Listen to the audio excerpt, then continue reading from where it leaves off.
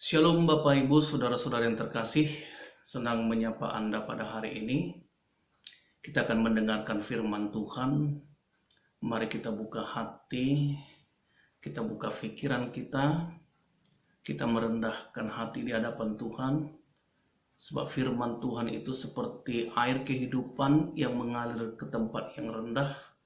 Demikianlah orang yang rendah hati akan menerima firman Tuhan itu dengan sukacita, baik itu janji-janji Tuhan, baik itu nasihat maupun tegurannya. Kita percaya Tuhan memberikan damai sejahtera dan rencananya itu indah bagi kita. Perlu kata kunci untuk mengerti firman Tuhan supaya kita sepenuhnya berpatok kepada apa yang dikatakan kitab Tuhan, yaitu kitab suci.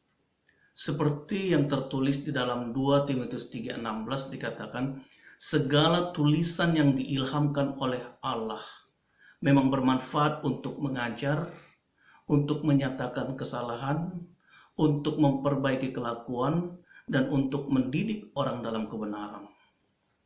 Saudara-saudari yang terkasih, segala tulisan yang diilhamkan oleh Allah bermanfaat untuk mengajar. Itu artinya, saudaraku, dari kitab Kejadian hingga kitab Wahyu, seluruhnya diilhamkan oleh Allah. Itu sebabnya kitab suci ini bukanlah ajaran gereja, bukanlah ajaran manusia, tetapi ajaran Tuhan kepada gerejanya dan kepada seluruh manusia. Sebab di dalam ini ada kebenaran. Pada manusia tidak ada kebenaran. Yesus berfirman, "Akulah kebenaran." Dan tidak kita temukan kesalahan di dalam kebenaran. Dan tidak ada kebenaran di dalam kesalahan.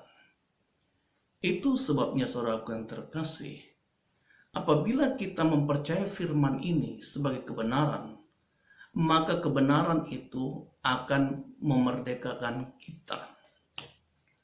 Di dalam Matius 22 ayat 29, Yesus menjawab mereka, "Kamu sesat, sebab kamu tidak mengerti kitab suci maupun kuasa Allah."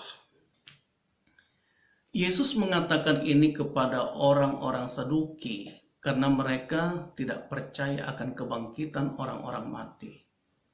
Sehingga Tuhan mengatakan, "Kamu sesat. Kamu tidak mengerti kitab suci maupun kuasa Allah." Kitab suci ini berhubungan dengan kuasa Allah. Pengetahuan itu adalah kekuatan. Knowledge is power. Firman Tuhan itu adalah kekuatan, kuasa. The word of God is power. Jadi kalau kita mengerti firman Tuhan, kita mengerti akan kuasa Tuhan, sehingga kita tidak tersesat.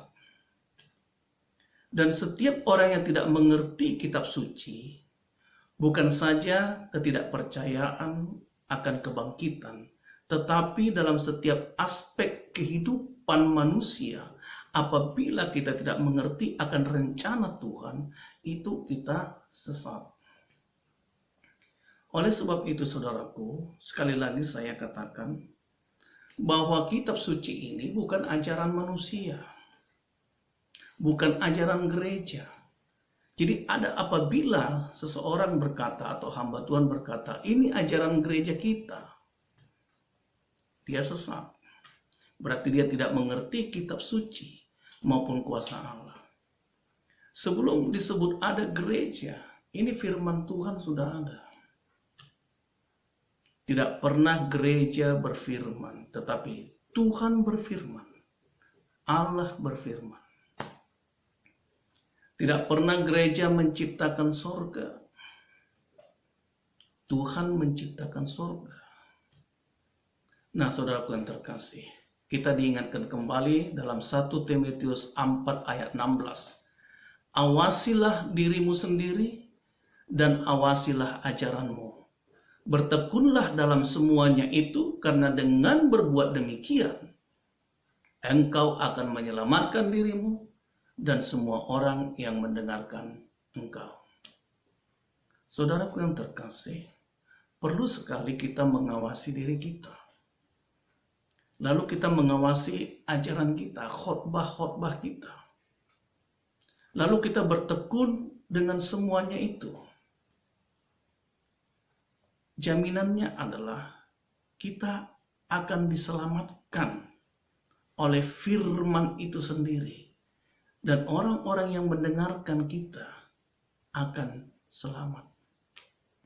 Tetapi sebaliknya, jika kita tidak mengawasi diri kita dan tidak mengawasi ajaran kita, lalu tidak memperbandingkan itu kepada kebenaran firman Tuhan, maka kita akan binasa.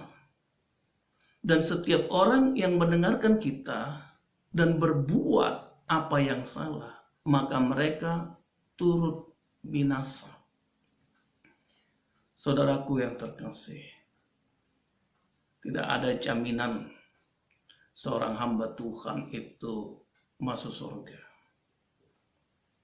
Tetapi jaminannya adalah kebenaran firman Tuhan. Ia percaya kepada Yesus Kristus, lalu hidup sesuai firman Tuhan. Jika saya dan Anda percaya bahwa kita sudah diselamatkan Tuhan, Tuhan berfirman, kerjakan keselamatanmu dengan takut dan gentar akan Tuhan. Baiklah saudara terkasih, demikian saja firman Tuhan secara singkat ini. Semoga Bapak Ibu, saudara-saudari sekalian mengerti dengan segala kerendahan hati di hadapan Tuhan. Amin. Shalom.